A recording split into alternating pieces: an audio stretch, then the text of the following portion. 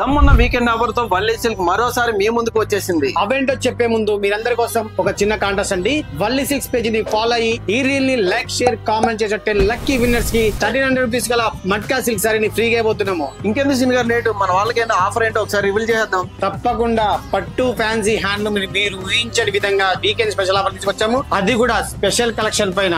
రాజు గారు,